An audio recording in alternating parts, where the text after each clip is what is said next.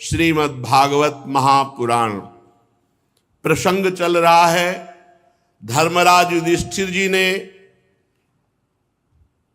श्री देवर्षि नारद जी से पूछा, सनातन किसे कहते हैं? सनातन धर्म क्या है? तो सनातन परमेश्वर को कहते हैं, सनातन वेद को कहते हैं, सनातन धर्म ग्रंथों को कहते हैं, और उनके अनुसार जो चलता है वही सनातन है। 30 लक्षण सनातन धर्म के कल वर्णन किए गए। उस सनातन धर्म की शाखाएं हैं। सनातन धर्म मूल 30 लक्षण, उसकी शाखाएं जैसे ब्राह्मण, ये वंश परंपरागत परम पवित्र ब्राह्मणत्व से युक्त पिता और माता से उत्पन्न, ये जन्म और कर्म दोनों से महान। जन्म परम पवित्र तपस्वी पिता ब्राह्मणत्व से युक्त, और माता तपस्विनी पातिव्रत धारण करने वाली ब्राह्मणत्व से युक्त, उससे जो संतान हुई ये जन्म ब्राह्मणत्व का। और कर्म ब्राह्मणत्व, शास्त्रों का अध्ययन करना, शास्त्रों को अध्ययन कराना, दान लेना, दान देना, यज्ञ करना, यज्ञ कराना, ये 6 कर्म ब्राह्मण के हैं। जन्म और कर्म दोनों से ब्राह्मणत्व का सनातन धर्म की एक शाखा है, उसका वर्णन करते हैं। दूसरा छात्र धर्म, इसमें कभी मांगना नहीं लिखा। छात्र धर्म में कभी हाथ फैलाकर मांगना नहीं लिखा, घोर अपराध माना जाता है। इसीलिए भरत जी महाराज जब तीर्थराज प्रयाग में गए तो उन्होंने कहा कि मेरे हृदय में इस पवित्र संगम तीर्थ में जिसके संपूर्ण धर्म अर्थ काम मोक्ष की पूर्ति करने की सामर्थ्य है, उस प्रयागराज से मेरे हृदय में मांगने की इच्छा हुई है। पर आरत काह न करे कुकर्मो, मांगो भीख त्याग निज धर्मो। छात्र धर्म में मांगना नहीं लिखा, लेकिन आज मैं अपने इस धर्म का त्याग करके मांगता हूं। क्या? धर्म न अर्थ न काम रुचि, गति न चहो निर्वाण, जन्म जन्म रति राम पद, यह वरदान नाम। छात्र धर्म में देखो, कल वर्णन किया गया था अहिंसा, मन वचन कर्म से किसी को दुख नहीं पहुंचाना। पर हमारे सनातन धर्म की एक शाखा छात्र धर्म। अगर हमारे धर्म पर आंच आ जाए, कोई हमारे धर्म की हानि करना चाहे, तो हमारे चाहे प्राण चले जाएं, पर हम उसको आगे नहीं बढ़ने देंगे। अपने धर्म की रक्षा के लिए हम युद्ध करेंगे। अपने धर्म की रक्षा के लिए हो सकेगा तो हम अपने प्राण दे देंगे, लेकिन धर्म की हानि नहीं होने देंगे। हमारा धर्म ऐसा न समझा जाए कि वो बलहीन है इसलिए क्षमा करता है। नहीं, एक सीमा है क्षमा की। हम मन से, वचन से, शरीर से किसी को कष्ट नहीं देंगे, लेकिन हमारे धर्म शास्त्र, हमारे गुरुजन, हमारे धर्म के ऊपर यदि किसी की आंख उठी और वो हमारे प्रति अभद्र व्यवहार करेगा, तो छात्र धर्म लागू हो जाएगा और वो उसका विनाश करने के लिए समर्थ है। अर्थात अपने धर्म की रक्षा के लिए हम युद्ध भी कर सकते हैं, अपने धर्म की रक्षा के लिए हम दंड देने में समर्थ हैं। ऐसा सनातन धर्म का छात्र धर्म है, उसमें मांगना नहीं लिखा है। अवसर आने पर वो अध्ययन करना, अध्ययन कराना, दान देना, यज्ञ करना, यज्ञ कराना, ये कर सकता है, लेकिन दान लेना नहीं। और अपने धर्म की रक्षा के लिए युद्ध करना।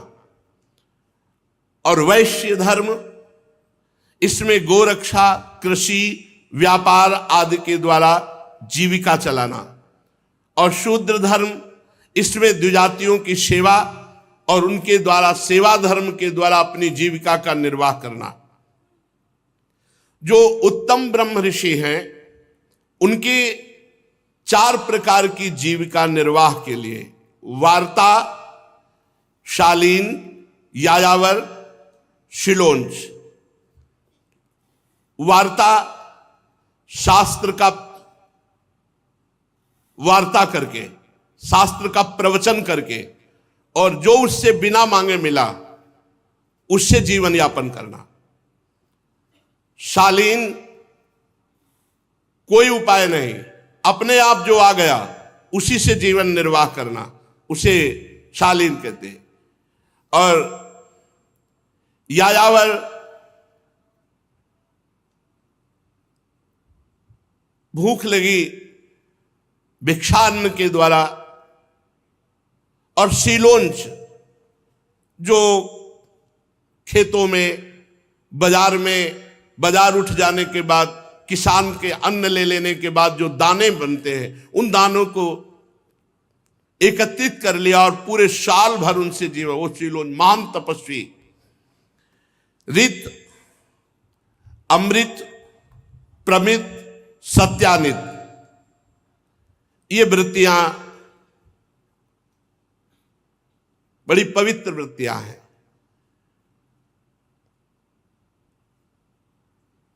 श्वान वृत्ति का कभी किसी भी ऋषि को अवलंबन नहीं करना चाहिए।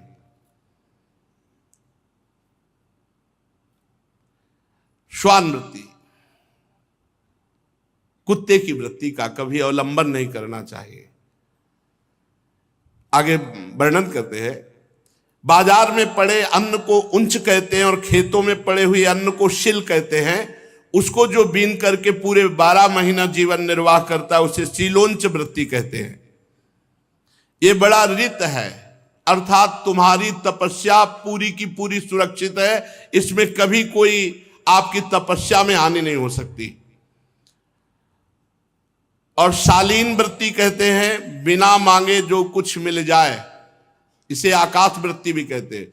जो प्रारब्धानुसार भगवान ने दे दिया, मांगा नहीं, उसी से जीवन निर्वाह, इससे भी आपकी तपस्या, इसे अमृत वृत्ति कहते हैं। शीलोंच वृत्ति को ऋत और शालीन आकाश वृत्ति को अमृत वृत्ति कहते हैं। ये हमारे भारत के ऋषियों की वृत्ति रही है। शीलोंच वृत्ति, शालीन वृत्ति, इसे अमृत वृत्ति कहते हैं। और नित्य मांग करके बस उतना ही लेना जितने से पेट भर जाए, उसे यायावर वृत्ति कहते हैं, पर इसे मृत वृत्ति कहते हैं। ऋत, अमृत और मृत, इसे मृत वृत्ति कहते हैं। इससे अहंकार नष्ट होता है। इसीलिए प्रायः संन्यास पद्धति में भिक्षान्न, चाहे वो वैरागी किसी भी मार्ग का हो, भूख लगेगो मांग खाऊंगो गिनो न सांझ सवेरो, क्योंकि जब किसी से रोटी मांगे तो अहंकार नष्ट होता है। इसीलिए इसे मृत वृत्ति कहते हैं। सबसे ऊंची वृत्ति ऋत, जो शीलोंच, उससे भी ऊंची वृत्ति अमृत, जो आकाश वृत्ति से भगवान दे दे, कभी ऐसे मांगने की कुछ नहीं, कभी नहीं मांगने की वृत्ति, उसे अमृत। और जो मांग करके केवल रोटी पेट भरता है और रात दिन भजन करता है, वो अहंकार रहित महात्मा होता है, उसे मृत वृत्ति कहते हैं। और प्रमित, वार्ता आदि करके उपाय किया, प्रवचन आदि करके फिर जो मिला, उसमें मांगना नहीं है, उसमें जो मिल गया स्वाभाविक, उसे प्रमित कहते हैं। और फिर व्यापार आदि के द्वारा, उसे वाणिज्य आदि के द्वारा, वो सत्यानृत कहते हैं। ये प्रायः नहीं स्वीकार करते, ऋषिजन इसे स्वीकार नहीं करते। व्यापार आदि के द्वारा उदर पोषण नहीं। और श्वान वृत्ति कहते हैं किसी धनी पुरुष की चाटुकारिता करना। देखा धनी पुरुष से पीछे पीछे डोल रहे हैं और उसे रिझा रहे हैं और वो कुछ चंद रुपए दे दिया, इसे कुत्ते की वृत्ति कहते हैं। महात्मा को, साधक को ये कुत्ते वाली वृत्ति नहीं अपनानी चाहिए। ये शास्त्रीय सिद्धांत है। ये श्रीमद् भागवत महापुराण श्री कृष्ण द्वैपायन भगवान व्यासदेव जी के द्वारा रचित है। और ये सिद्धांत में सबसे बढ़िया है अमृत वृत्ति। अमृत बिना मांगे बिना चाहे आकाश वृत्ति से जो आ गया उसे अमृत कहते हैं। उत्तम ऋत वृत्ति शीलोंच, जो बाजार में अन्न पड़ा हुआ है या खेतों में अन्न पड़ा हुआ है, किसान अपना उठा लिया, वो उसमें जो दाने मिले उससे 12 महीना निर्वाह करना। लेकिन ये स्वान वृत्ति, धनी पुरुषों की चाटिकारता, उनके पीछे डोलना, धनी ऊपर बैठे और नीचे बैठकर बातचीत, भागवतिक वार्ता या शास्त्रीय प्रवचन, ये बहुत ही कुत्ते की वृत्ति ना धारण करे, श्वान वृत्ति ना धारण करे, इसमें निषेध किया गया है। ये श्वान वृत्ति ना धारण करे। आग लगे इसे पैसे में जो धनियों की चाटुकारिता करके पेट भरना पड़े। अपने अपने धर्म का पालन करने से भगवान की प्रसन्नता प्राप्त होती है।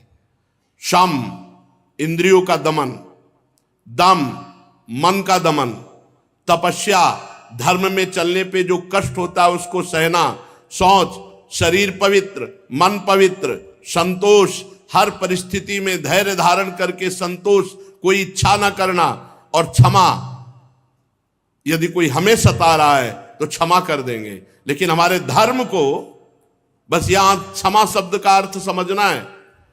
कई लोग इसको ना समझने के कारण वो हानि कर बैठते हैं। हमें गाली दोगे हम सह जाएंगे, हमें तुम अगर पीड़ा पहुंचाओगे तो सह जाएंगे, लेकिन हमारे धर्म को पीड़ा पहुंचाने की कोशिश की, हमारे राष्ट्र को, तो फिर हम तुम्हें क्षमा नहीं करेंगे। वहां ये क्षमा नहीं, वहां फिर कायरता कहलाती है, उसे क्षमा नहीं कहते। हमें गाली दो हम सह जाएंगे, हमें आप पीड़ा पहुंचाओगे तो सह जाएंगे, लेकिन हमारे धर्म को, हमारे राष्ट्र को अगर पीड़ा पहुंचाने की कोशिश की तो उसे हम फिर क्षमा नहीं करेंगे। ये हमारा धर्म है। सबके अंदर एक बात होनी चाहिए, अपने धर्म के लिए प्राण त्यागना, अपने राष्ट्र के लिए प्राण त्यागना। अगर ये बात नहीं तो फिर क्या कि हम एकांत में बैठे, नहीं, जरूरत पड़ी तो हम अपने राष्ट्र के लिए प्राण दे देंगे, अपने धर्म के लिए प्राण दे देंगे। हमें कष्ट होगा हम सह जाएंगे, लेकिन हमारे धर्म पर आंच आई, हमारे राष्ट्र पर बात आई तो हम अपने प्राण त्याग सकते हैं, राष्ट्र सेवा के लिए, धर्म रक्षा के लिए। सरलता, बाहर और भीतर कपट ना रखना, ये सरल स्वभाव कहा जाता है। जो अंतर चल रहा है वही वाणी में हो, जो वाणी में हो वही हृदय में हो, जो हृदय और वाणी में हो वही आचरण में हो, इसे सरलता कहते हैं। ज्ञान, एक सत्य भगवान सच्चिदानंद सब में विराजमान है, ये ज्ञान। दया, इसलिए सबके प्रति द्रवित होकर के सेवा की भावना रखना। भगवत परायणता, निरंतर अपने प्रभु का स्मरण।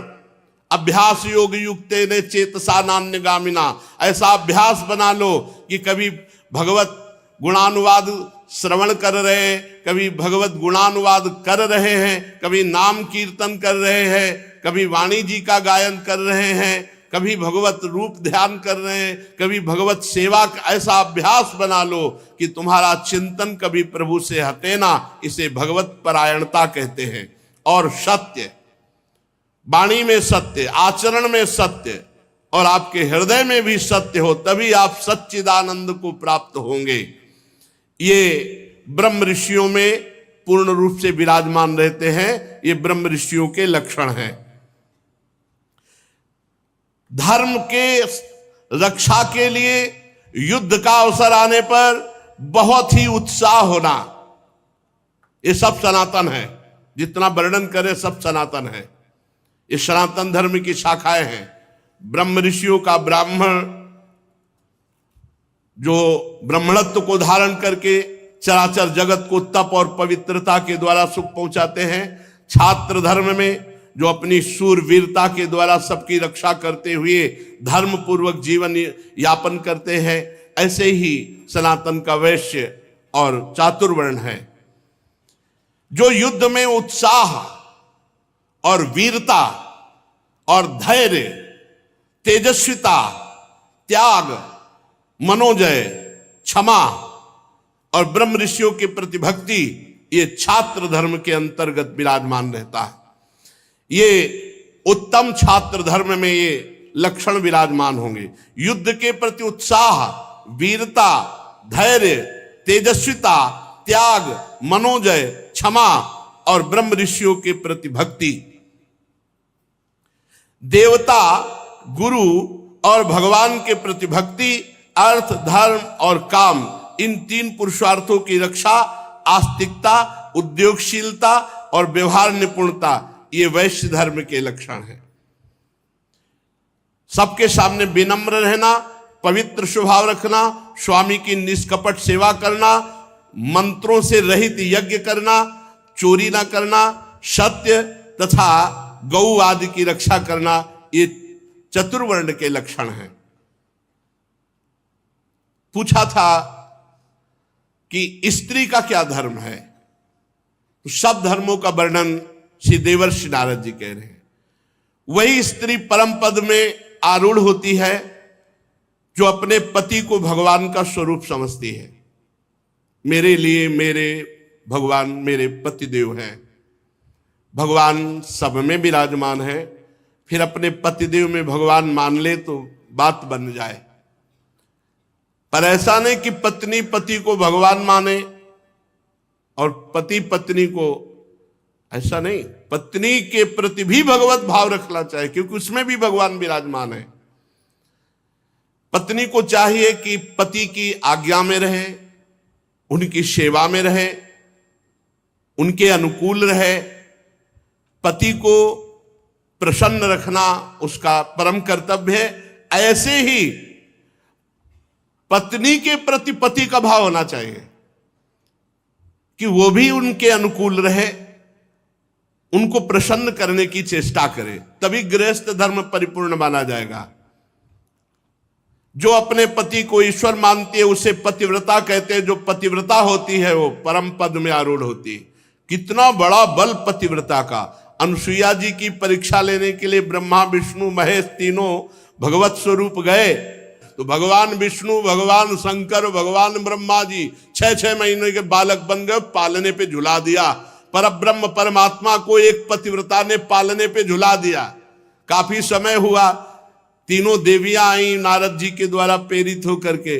उन्होंने देखा 6-6 महीना के बालक, तब विनय की तो उन्होंने कहा धैर्य रखो, जब जवान होंगे तब हम ब्याह करेंगे आपसे, फिर आप ले जाना। अनुसुईया जी के चरणों में पड़ गई तीनों देवियां। तब उन्होंने प्रभु से प्रार्थना की कि प्रभु ये पालने में आप हमें जो बाल सुख दिए, आप हमें वो सुख छीन नहीं सकते, आप हमें वो सुख प्रदान करें फिर जाएं। तो भगवान श्री हरि के अंश से दत्तात्रेय जी, भगवान महादेव जी के अंश से दुर्वासा जी और भगवान ब्रह्मा जी के अंश से महात्मा चंद्रमा मुनि, ये तीन उन्हीं पालने पे फिर गए। ये पतिव्रता के सामर्थ्य यमराज की बुद्धि को चक्कर में डाल दिया और सत्यवान को और अपने पूरे मातृपक्ष और पितृपक्ष दोनों को महान बना करके अपने पति की आजीवन के लिए आयु मांग ली। बड़ी सामर्थ्य है पातिव्रत धर्म में। जो स्त्री अपने पति के अनुकूल रहकर पातिव्रत धर्म का, अब ये धर्म सब शास्त्रों में लिखे रह गए भाई। ये गर्लफ्रेंड बॉयफ्रेंड ये जानेंगे पातिव्रत धर्म क्या है? ये धर्म ग्रंथ हैं, सुन लो। बड़े भाग्यशाली हो तो आज से शुरू कर दो सत्य मार्ग पे चलना, नहीं तो महीना भर ये बॉयफ्रेंड और ब्रेकअप, फिर ये बॉयफ्रेंड ब्रेकअप। ये शास्त्र लागू होगा? ये शास्त्र लागू होगा? बहुत धर्म की हानि हो रही है। विदेशी जो भावनाएं हैं, ये अपनी भावनाएं नहीं भारत की, ये जो विदेशी व्यभिचार भावनाएं हैं इनका त्याग करना चाहिए, आदर नहीं करना चाहिए। वो हमारी धारण कर रहे हैं वृत्तियां, वो धोती लगा रहे हैं, कांच पहन रहे हैं और चोटी लगा रहे हैं, माला ले रहे हैं, और आप क्या कर रहे हैं? उनकी गलत धारणाओं को अपने हृदय में धारण कर। देखो कैसा है हमारा शास्त्र धर्म, कैसे निरूपण कर। इसी से परम पद मिल जाए, अपने पति को भगवान मानकर उनकी आज्ञा में रहना और पति को अपनी पत्नी के अनुकूल रहकर उसकी मनोकामनाएं पूर्ण करना, दोनों बड़े प्यार से गृहस्थी धर्म में। तो वो गृहस्थ धर्म भी भगवान की आराधना बन गई।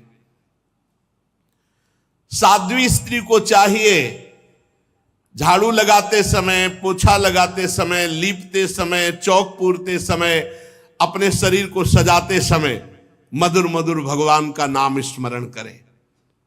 भगवान का नाम स्मरण, कितना बढ़िया भजन है। सोहनी लगा रहे, पोछा लगा रहे, जो भी कार्य कर रहे हैं भगवान का नाम जप करते हुए कर रहे, इसी से भगवत प्राप्ति हो जाएगी। गृहस्थ में भी गोपी जनों ने कोई सन्यास नहीं लिया था बाहर से, लेकिन बड़े बड़े सन्यासी गोपियों की चरण धूलि की याचना करते हैं। जब परमहंस सुखदेव जी महाराज गा रहे हैं उनके जस का, जब उद्धव जी जैसे परम ज्ञानी उनकी चरण रज की आकांक्षा कर रहे तो औरों की क्या। बृहस्पति शिष्य परम ज्ञानी महात्मा भगवान श्री कृष्ण के अभिन्न स्वरूप उद्धव जी याचना करते हैं कि वृंदावन की गोपियों की चरण रज हमारे माथे पे लगे। क्यों? क्योंकि हर समय लीपते बुहारते हर समय भगवान का स्मरण कर रहे हैं, भगवान की मंगल लीलाओं का स्मरण कर रहे हैं। जो गृहस्थ में रहते हुए पति पत्नी विनम्र, झगड़ा नहीं, इसीलिए बड़ा संकट में है गृहस्थ धर्म और विरक्त धर्म दोनों। विरक्त धर्म इसलिए है कि आप जैसे अपवित्र आचरण करके हमें भिक्षा देंगे वैसे ही हमारी बुद्धि होगी। अगर अधर्म आचरण करके दोगे तो हमारी बुद्धि भ्रष्ट हो जाएगी। अधर्म आचरण क्यों? अन्न खा रहे हैं, जैसा खाए अन्न वैसा बने मन। अगर आप धर्म से कमा कर एक रोटी हमें देंगे, वो जब हम खाएंगे तो हमारी बुद्धि भजन करेगी। और गृहस्थ धर्म में जब तक पवित्रता नहीं है तब तक सब बेकार है। देखो, ना मन पवित्र, ना तन पवित्र, ना विचार पवित्र, तो क्या गृहस्थ धर्म? कैसे गृहस्थ धर्म? बहुत खतरे पे है ये जो चल पड़ा ना बॉयफ्रेंड गर्लफ्रेंड, ये बहुत खतरे का, नहीं समझ पा रहे लोग। एक स्त्री एक पति में नहीं टिक पाएगी, एक पति एक पत्नी में नहीं टिक पाएगा, क्योंकि उसकी बाल्यावस्था से अभ्यास बनी है अलग अलग वृत्तियों वाली। कैसे वो पवित्र हो पाएंगे? कैसे उनकी पवित्र संतानें होंगी? कैसे कुल परंपरागत धर्म का निर्वाह होगा? ये कलिकाल बड़ा मलिन है। बहुत ऐसे ऐसे चल पड़े हैं नाटक नौटंकी जिससे धर्म का बड़ा ह्रास है। जो विनम्र है, विनयी है गृहस्थ, इंद्रिय संयमी है। कहां इंद्रिय संयम? यहां तो इंद्रियों का खुला व्यभिचार शुरू है, खुला व्यभिचार। गृहस्थ धर्म महान धर्म है जिससे विरक्त भी वही पैदा हुए, बड़े बड़े आचार्य गुरुजन भी उन्हीं गृहस्थों के यहां पैदा हुए।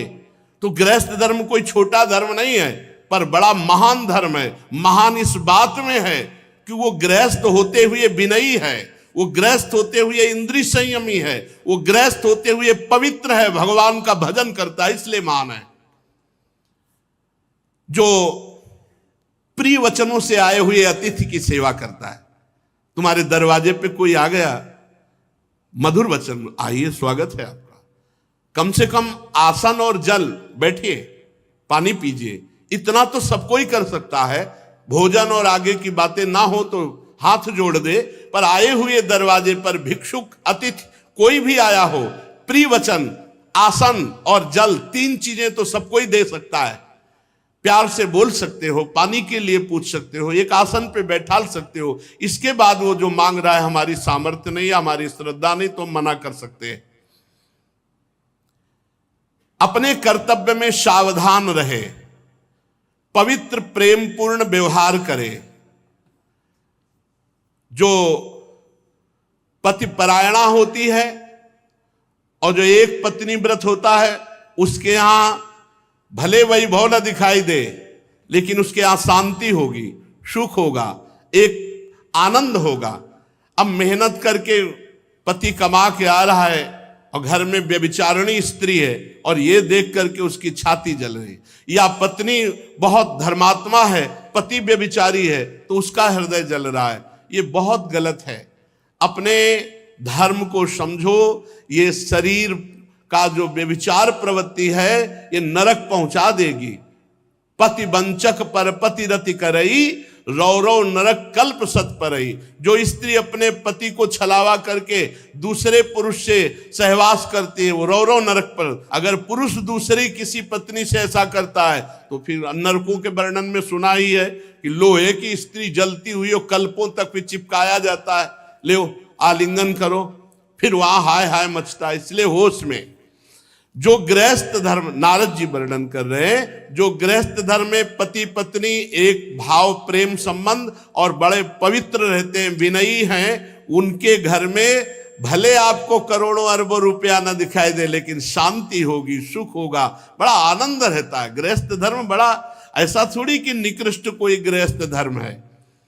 युधिष्ठिर जी जो चोरी नहीं करते और जो पाप कर्म नहीं करते वो अपने आप शांति और सुख को प्राप्त होते हैं।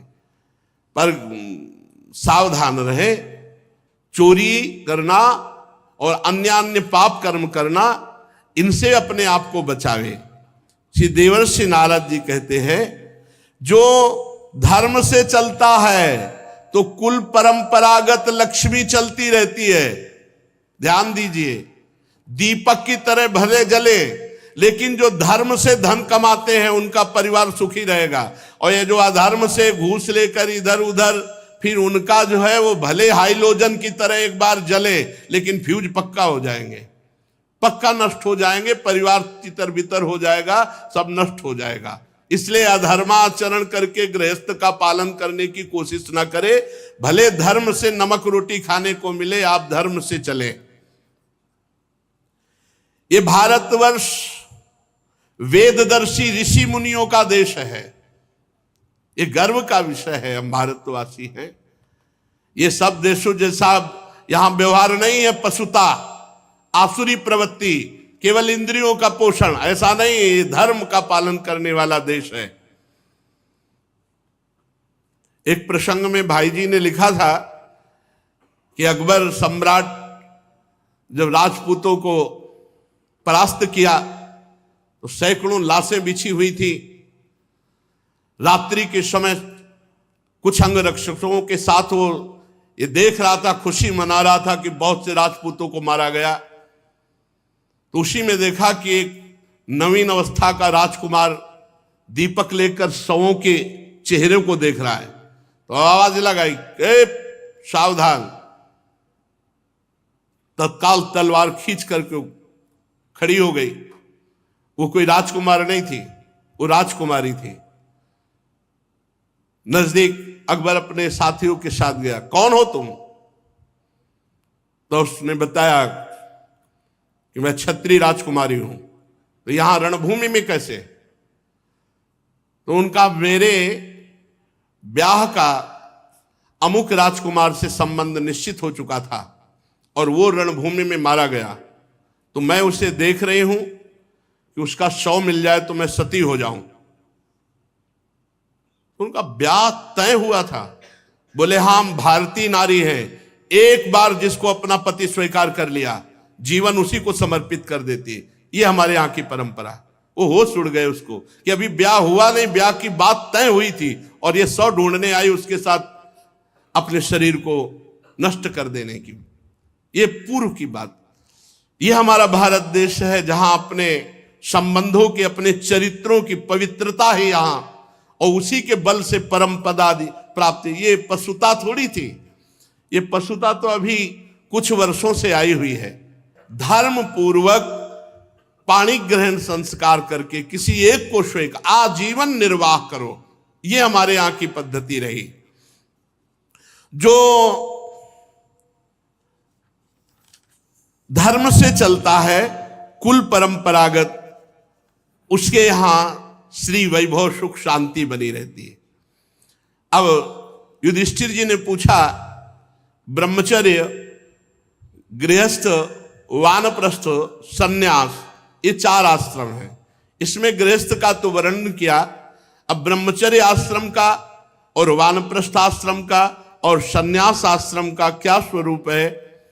तो देवर्षि नारद जी कहते हैं, हे धर्मराज, ब्रह्मचारी चाहे कोई भी हो, गरीब या बड़े घर का या किसी भी वर्ण का, गुरुकुल में सब ब्रह्मचारी माने जाते थे।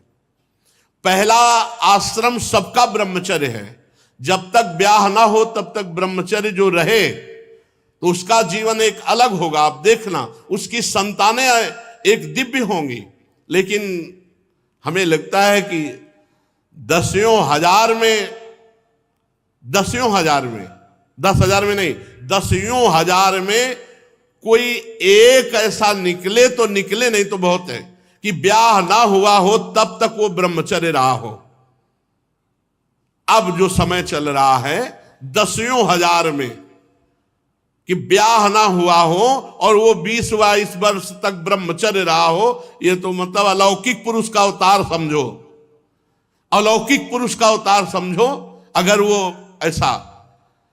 गुरुकुल में निवास करना ये तो प्रथा ही खत्म हो चुकी एक तरह से, कहीं कहीं ऐसा है, लेकिन उसमें भी कह रहे 10,000 में कोई ऐसा बिरला होगा जो किसी प्रक्रिया से अपने ब्रह्मचर्य को जब तक ब्याह नहीं हुआ तब तक नष्ट नहीं किया।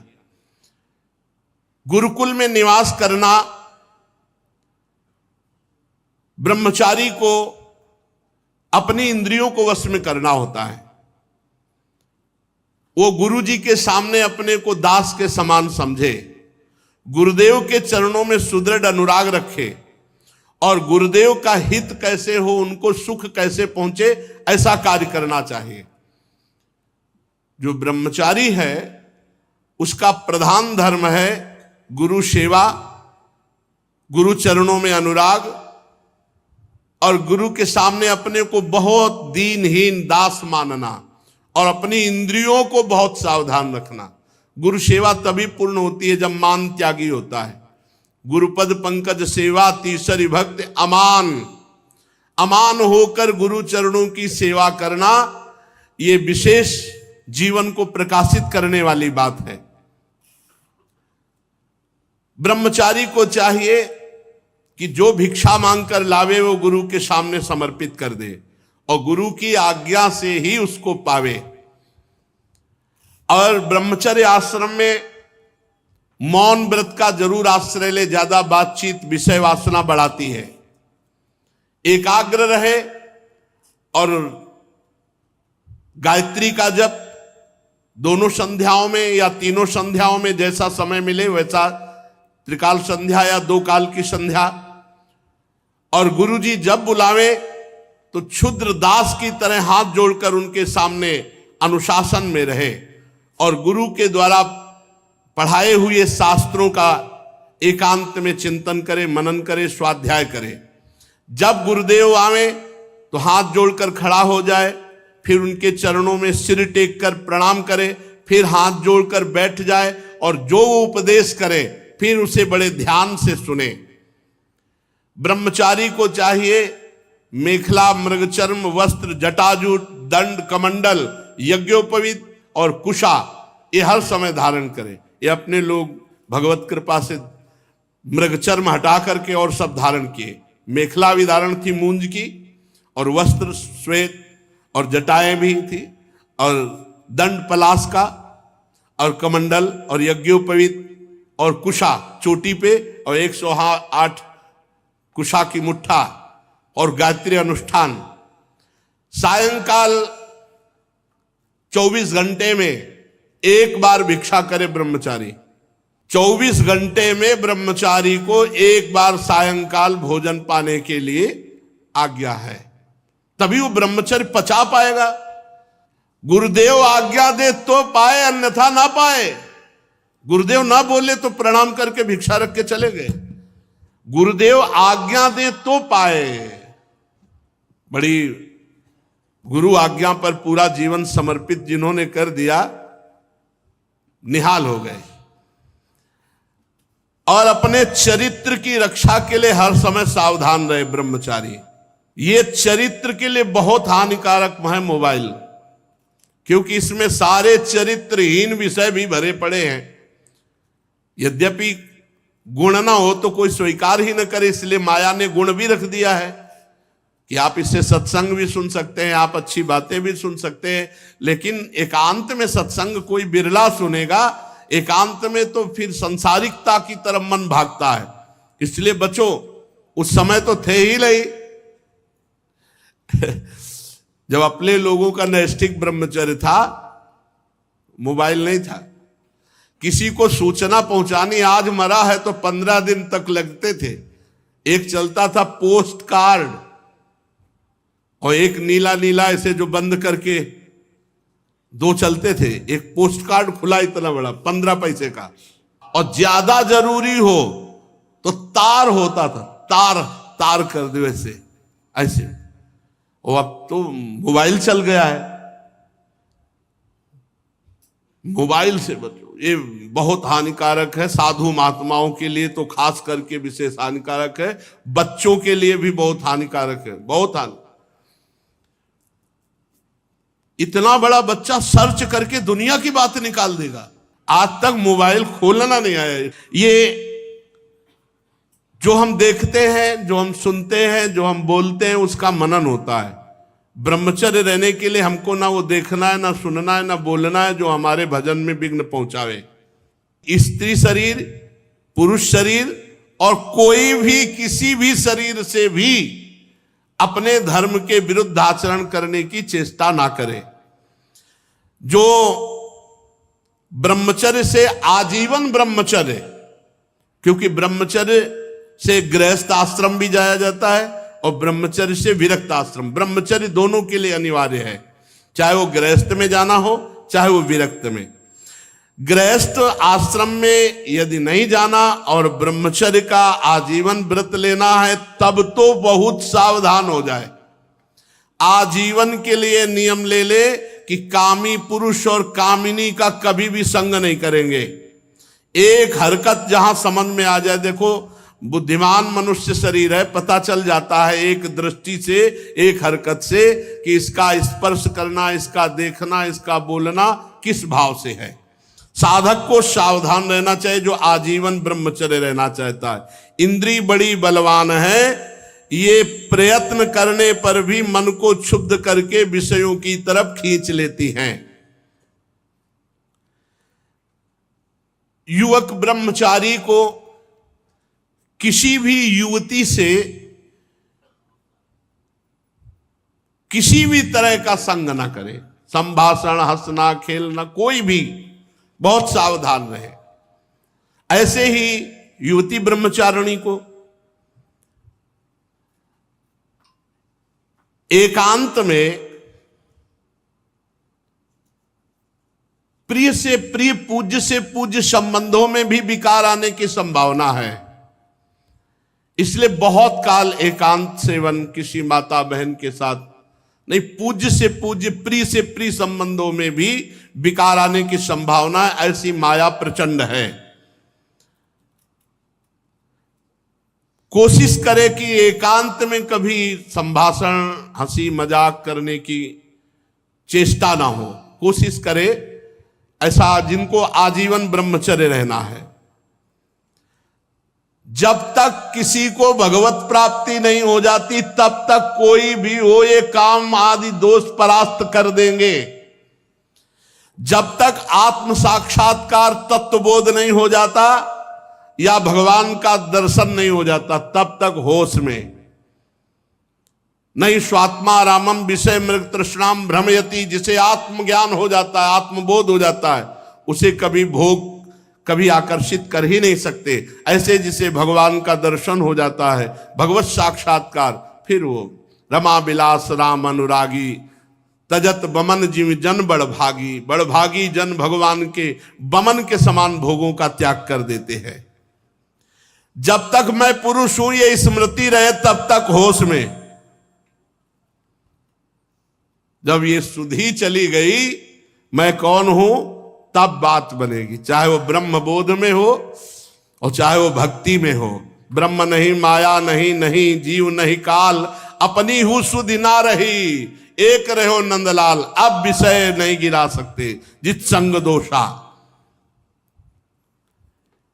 यदि कोई अपने अभिमान में आकर स्त्री संसर्ग करेगा तो उसमें भोग बुद्धि हो जाएगी और वो नष्ट हो ही जाएगा। इसलिए अपने धर्म की रक्षा के लिए सदैव सावधान रहे ब्रह्मचारी। अगर अब कोई गृहस्थ ना जा करके ब्रह्मचर्य पूरा जीवन निर्वाह करके फिर सन्यास में, तो सन्यासी के लिए विहित है कि गृहस्थ में उतनी देर ही टिके जितनी देर भिक्षा पानी है। बाहर ये गृहस्थों के घर जाकर उनके कपड़ों में शयन करना, उनके शयन के आसनों में, ये बिल्कुल उचित नहीं है और ऐसा हमने कभी नहीं देखा। जैसे अपने घर संत सन्यासी महात्मा आते थे तो घर में बस भिक्षा पाए और बाहर निकल पड़े। एक बैठक थी जहां गाय बंधती थी, वहीं एक खपरेला था, तखत पड़े थे, वहां शयन करते थे। या गांव में जो मंदिर है, या स्कूल पाठशाला, ऐसे, या एक कोई बड़ा वृक्ष है उसके नीचे शयन करना। ऐसा नहीं कि गृहस्थों के घर में उनके शयन वाले सैया में शयन, ये नहीं, सिद्धांत नहीं, विरक्त के लिए सिद्धांत नहीं, ग्रंथों में लिखे रह जाएंगे भाई। बहुत बातें तो ग्रंथों में लिखी रह जाएंगी, आचरण में उतारने वाले तो बहुत ही कम मिलेंगे। जो ब्रह्मचर्य विरक्त,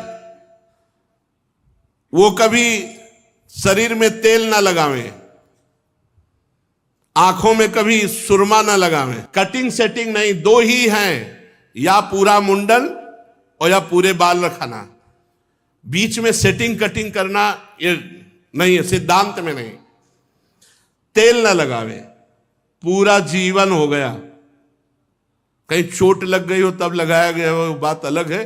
नहीं, इस शरीर को पूरा जीवन हो गया, 13 वर्ष की अवस्था लिख लेते, कभी किसी विशेष परिस्थिति में मालिश की गई हो, वो बात अलग हम कह रहे। नहीं, पूरे जीवन में कभी तेल नहीं लगाया, कभी पूरे जीवन में साबुन नहीं लगाया, और फिर और तो बात ही अलग है। और या वृंदावन के सिवा कभी पेस्ट नहीं किया, कोई मंजन नहीं किया, गंगा जी की बालू हुई मंजन थी। तो जो विरक्त, तो उसे चाहिए कि तेल ना लगावे, साबुन ना लगावे, उपटन ना लगावे, और स्त्रियों के चित्र ना रखे, चित्र ना देखे। मोबाइल में तो चित्र क्या, पूरी फिल्म भरी है, बहुत संभल के। कोई भी विरक्त अखाद्य पदार्थ न पावे, जैसे मांस है, मद्य है, अंडा, बिल्कुल अखाद्य पदार्थ न पावे। और भगवत प्रसादी, गुरु प्रसादी पुष्प आदि के अलावा श्रृंगार के लिए इत्र है, पुष्प है, कोई सजावट है, ये न धारण करे। जैसे ये चंदन है तो श्री जी का कल जो श्रृंगार हुआ था वो प्रसादी चंदन है, नीचे रज लगी हुई जो वृंदावन की पावन रज है, बस इसके अलावा कोई श्रृंगार नहीं। अगर प्रभु के प्रसादी पुष्प मिले तो माथे पे गले पे धारण कर लिए, वो भी थोड़ी देर सम्मान के लिए, इसके बाद वो श्रृंगार के लिए नहीं धारण कर, वो प्रसादी हमारे इष्ट देव के हैं। विरक्त को चाहिए कि काठ की स्त्री को भी ना स्पर्श करे, काठ की। सोचो शास्त्र कितना सूक्ष्म सोचते हैं। अगर गृहस्थ में जाना है तो गुरु को मुंह मांगी दक्षिणा देकर के फिर गृहस्थ में जाना चाहिए। आजीवन ब्रह्मचर्य पालन करने का मतलब है एक रस भगवदाकार स्थिति, एक रस भगवान में स्थिति। जो ब्रह्मचर्य का पूर्ण, तो वो ब्रह्म में स्थित हो जाता है, परब्रह्म परमात्मा तत्व में। और ब्रह्मचर्य में इतनी सामर्थ्य है कि सर्दी, गर्मी, बरसात कुछ भी नहीं व्यापता। कभी हमें जुकाम हुआ हो, कभी बुखार आया हो, हमें स्मृति नहीं है। अब तो ये गर्भ से रोग है, ये कोई इन्फेक्शन का नहीं है किडनी का, ये गर्भ से है, वंशानुगत रोग है। यहां वृंदावन में 35 वर्ष की अवस्था में प्रकाशित हुआ, नहीं तो कभी हमें जुकाम बुखार नहीं आया, कभी हम निरुत्साहित नहीं हुए, कभी हम हारे नहीं, कभी हमारी ऐसी अंदर इच्छा नहीं हुई कि किसी रसोई में बैठ जाएं, गरम गरम अमुक भोजन पवाएं। भगवान की कृपा से कभी ऐसी इच्छा नहीं। अब तो क्या है, जब पाने लायक थे तब था नहीं, और जब आए तो पाने लायक नहीं है। यही भगवान का खेल देखो। नहीं, जिनके भूख है उनको भोजन उस कोटि का नहीं है जैसा चाहते हैं, और जिनको उस कोटि का भोजन है वो पाने लायक ले रहते, ऐसी विचित्र। अरबों रुपया बड़े बड़े लोगों के पास है, डॉक्टर कहते हैं दाल का पानी और रोटी के केवल ऊपर छिलका, लीवर खराब हो जाएगा, ऐसे चल रहे। और जिनके लीवर मोटी मोटी 10 रोटी पचा जाए, उनके पास वो व्यवस्थाएं नहीं है खान पान। बड़ा विचित्र भगवान का खेल है। जो भोगों में है वो जल रहे हैं, और जो भोगों को नहीं भोग रहे वो भी जल रहे हैं। कैसा भगवान, ये भूत के लड्डू ना खाए तो और खाए तो परेशान, दोनों में परेशान। निकल वही सकता है जो संयमी है और धैर्यवान है। वानप्रस्थ आश्रम कोई रह ही नहीं सकता, बिरला कोई लाखों करोड़ों में एक। नहीं, वानप्रस्थ आश्रम बहुत कठिन आश्रम है। इसमें पहली बात तो ज्योति हुई भूमि से निकला हुआ कोई भी पदार्थ नहीं पाया जा सकता। वानप्रस्थ आश्रम में जो ज्योति हुई भूमि है, भूमि से, उससे कोई भी पदार्थ नहीं पाया जा सकता। खत्म, पहली बात तो सब खत्म, क्योंकि आलू टमाटर जितने भी पदार्थ है सब भूमि से जोत बो करके प्रकट किए जाते हैं।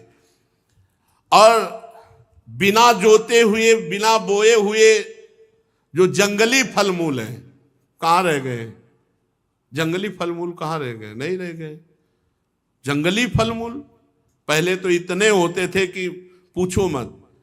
ढेर सारे आम फ्री ले आओ, बगीचे के बगीचे खड़े थे, अमरूद और बेर, जामुन, ये ऐसे ही झबिया भर भर करके ले आओ, ऐसे अपने गांव की तरफ, ऐसे फ्री फ्री सब, सहतूत, ये सब फ्री, वो बिना जोते बोए।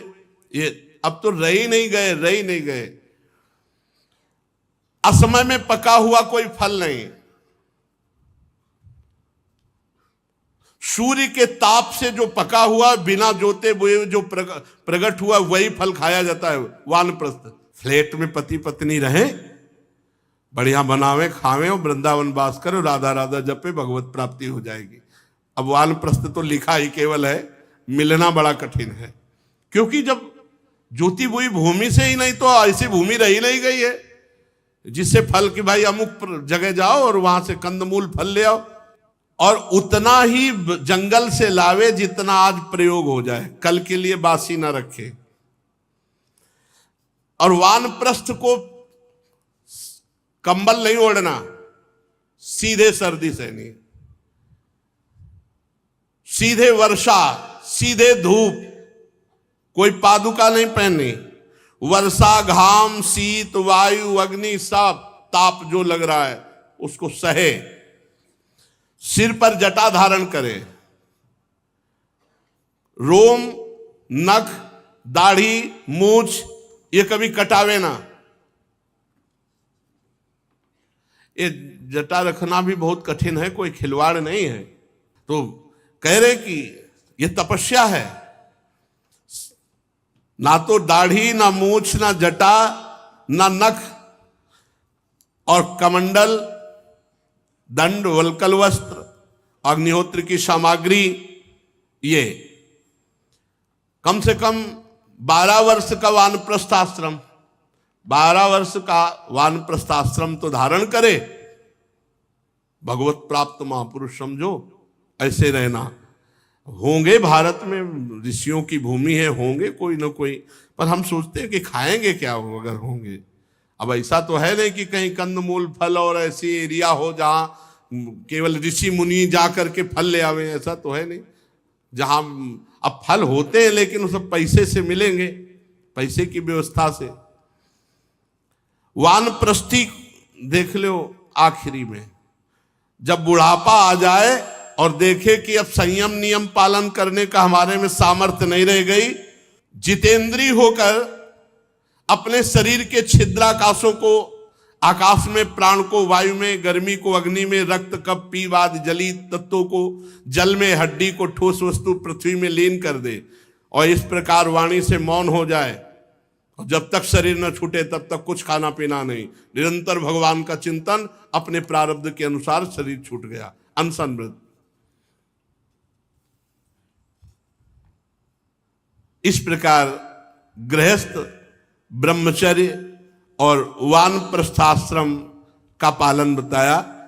आगे श्री धर्मराज जी पूछते हैं कि सन्यास धर्म का आपने बहुत सारांश में वर्णन किया, हम यति धर्म का विस्तृत निरूपण सुनना चाहते हैं।